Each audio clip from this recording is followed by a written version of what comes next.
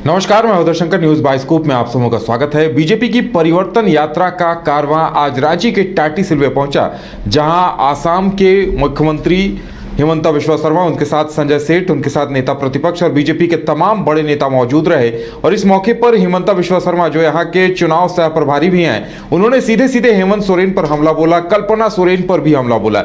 इससे पहले बीजेपी के नेता आमतौर पर कल्पना सोरेन को लेकर बोलने से बचते थे, लेकिन उन्होंने क्या कुछ कहा है और इसका लोगों में क्या असर दिखा, कितने लोगों की भीड़ वहां उमड़ी, इन तमाम चीजों को जानने के लिए हमारे साथ हमारे संवाददाता मदन मौजूद हैं।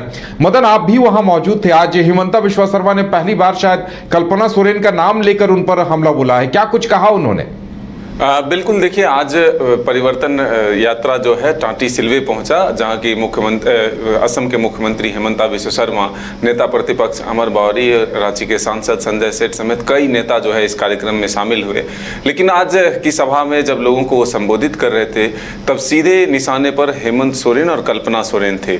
सीधे तौर पर उन्होंने कहा कि अब जो यहाँ पर राजनीति हो रही है वो सिर्फ दो लोग आपस में अपनी तारीफ करके कर रहे हैं, यानी कि हेमंत सोरेन जी कल्पना सोरेन की तारीफ करते हैं और कल्पना सोरेन जी हेमंत सोरेन की तारीफ करते हैं। ऐसे में एक फिल्म ही क्यों ना बना दिया जाए या बनवा लिया जाए उनके द्वारा एक दूसरे के लिए। तो ऐसे में ये बात जरूर है कि ये पहली बार हेमंता के निशाने पर कल्पना सोरेन आई।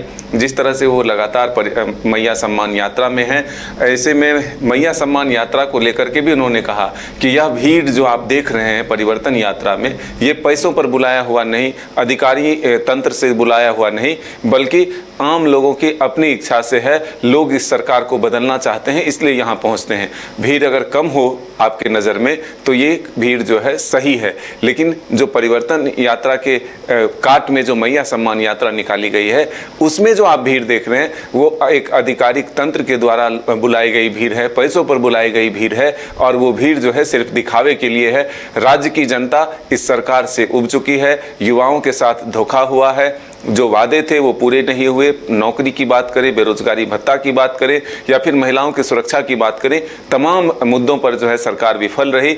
ऐसे सरकार को बदलने की कोशिश है। लेकिन एक सवाल का जवाब और विस्तार से उन्होंने दिया कि अब ये हेमंता बिस्वा शर्मा ने कहा कि हम जब भी झारखंड आते हैं तो हेमंत सोरेन की तरफ से एक सवाल होता है कि इन्हें कितना फुर्सत है कि वो असम छोड़कर झारखंड में समय बिताते हैं। तब उन्होंने बारी बारी से अपने राज्य में चलाई जाने वाली योजनाओं को विस्तार से बताया और कहा कि हेमंत सोरेन जी को मेरी चुनौती है कि ये तमाम विषय पर जो है इसी अगले कैबिनेट में 7 तारीख को फिर से सुनने में आया है कि कैबिनेट बुलाया जा रहा है, तो ऐसे में उस कैबिनेट में तमाम विषयों पर फैसले ले, चाहे वो बच्चों की पढ़ाई की बात हो, रोजगार की बात हो, झारखंड के आदिवासियों के हित की बात हो। तो ऐसे में तमाम विषयों पर सरकार को घेरते हुए हेमंता बिस्वा शर्मा नजर आए। बिल्कुल, यानी कहा जा सकता है कि हेमंता बिस्वा शर्मा फुल फॉर्म में नजर आए और अब इंतजार इस बात का है कि उन्होंने जो हेमंत सोरेन और कल्पना सोरेन को लेकर जो बातें कही हैं उसका रिएक्शन क्या आता है। मदन, बिल्कुल, देखिए, आने वाले वक्त में अब उधर से क्या प्रतिक्रिया आती है इसका इंतजार जरूर है। लेकिन ये है कि हेमंत सोरेन जी को एक तरह से हेमंता बिस्वा शर्मा ने एक ऑफर भी दे दिया है कि अब वो चाहें तो बीजेपी के साथ भी आ सकते हैं, क्योंकि घुसपैठियों को झारखंड में बर्दाश्त नहीं किया जाएगा। बीजेपी घुसपैठियों के खिलाफ लड़ाई लड़ रहा है, इसमें अगर वो सहृदय से हमारे साथ आना चाहते हैं तो हम उनका स्वागत करते हैं। वहीं उन्होंने अपने गठबंधन को लेकर के भी स्पष्ट कहा कि अभी जो हमें निर्देश है उसमें गठबंधन में 3 दल ही शामिल हैं एनडीए में, जैसे बीजेपी, आजसू और जेडीयू। रामविलास पासवान के आर पार्टी जो है, यानी कि चिराग पासवान की पार्टी जो है, उसको लेकर के उन्होंने कहा कि आगे देखा जाएगा, केंद्रीय नेतृत्व से जैसा दिशा निर्देश आता है ऐसे में फैसले लिए जाएंगे। चलिए, तो देखने वाली बात ये होगी कि इसका रिएक्शन क्या कुछ आता है और कितनी असरदार साबित होती है परिवर्तन यात्रा, ये आने वाला वक्त बताएगा। हमारे साथ जुड़ने के लिए मदन, आपका बहुत बहुत धन्यवाद।